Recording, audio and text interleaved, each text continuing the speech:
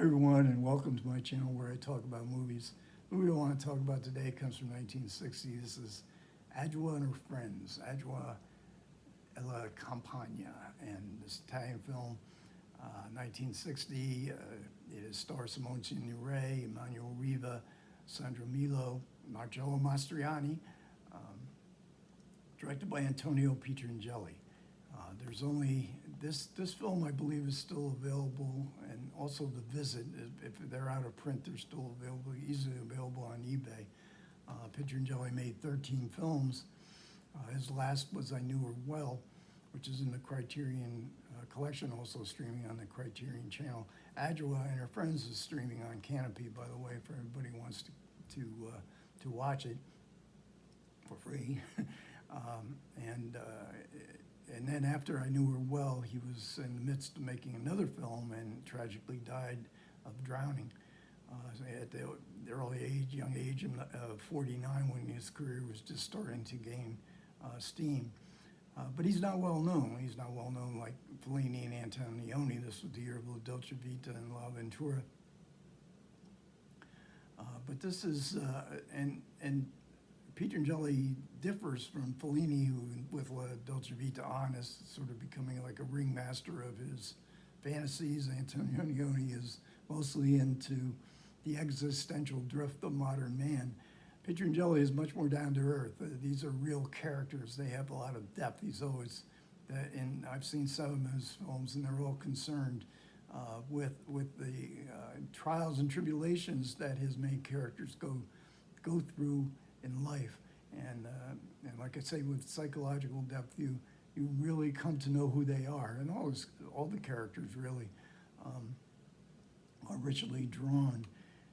And he does most of his movies that I've seen, the 7 that I've seen, most of them focus on a woman's plight in the world and the post-war economic boom of Italy, and how they have to navigate themselves through a man's world, and no more so than in Adua and Her Friends, because the story is set a year earlier, in 1959. It concerns the new law that is closing the brothels in Italy. So the film opens on the last night that the brothels are open, and all the women are trying to figure out what they're going to do with their lives. There's very limited possibilities. They can get married, they can become streetwalkers. Adua has saved up money. 3 of her friends have also saved money, and they decide to buy a restaurant, sort of an inn-like building that's not too far away from Rome, but in a somewhat rural section that is now under construction. There's a lot of construction going on in the area. So it's a good location, but it's run down. So they buy the building and they start fixing it up, but then they learn that they do not have that the license was denied to have a restaurant. They were assured, the prostitutes who were working in these brothels were assured by the Italian government that their police records would all be expunged, so that they would be better able to be employable. But it's declined because an acquaintance of theirs, who's sort of a gangster type, very suave, driving around with his lawyer in a sports car, he has leaked the information to the board that issues the license. But then he has now offered to buy the building, and they would go into start a legitimate restaurant with the idea that there's going to be, the game will go on in the upstairs bedrooms, and the restaurant would be up front. And originally, that was what the Adua and Her 3 friends are aiming to do. They'll be able to get back in the game and make real money. But again, they're very well-drawn characters. They differ from each other, and there's a lot of bickering going on. What are we doing? We don't know how to run a restaurant. We don't know how to cook. But as weeks go by, they find that they do. They do have the know-how to run this restaurant, and they begin to enjoy it. And now they don't want to get back in the game. Now, Adua, there is one male character, significant male character in the movie, played by Marcello Mastroianni. He's a used car salesman, and he's the proverbial, glib, I promise you everything. He can sell you any kind of rundown car, and Adua sees through him, but for some reason, Mastroianni character becomes genuinely fond of Adua.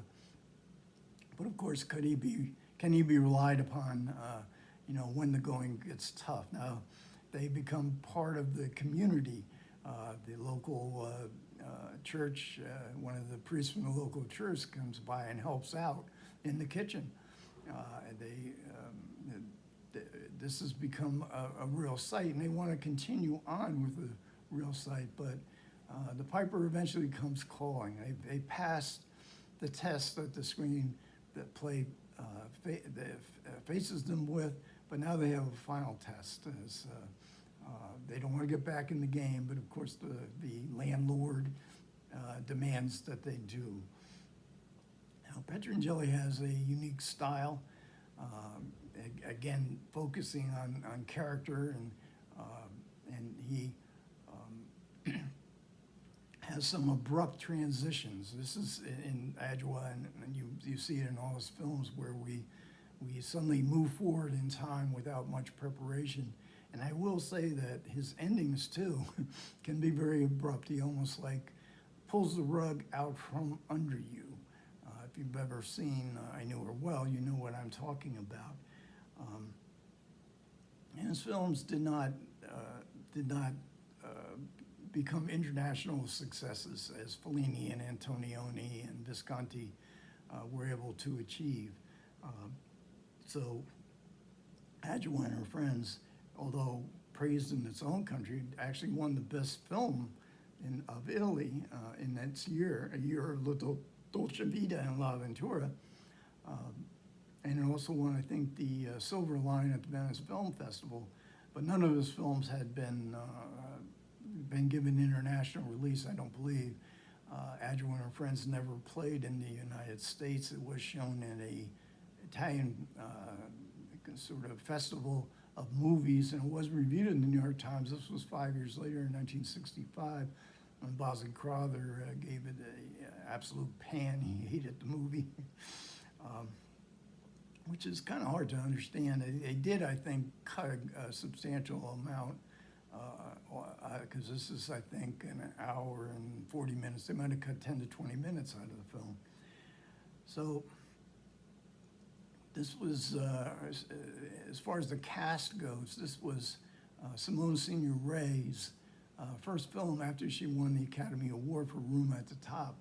So this was a low-budget Italian film. This is one of those productions where, like, two of the four friends, two of them are French, two of them are Italian.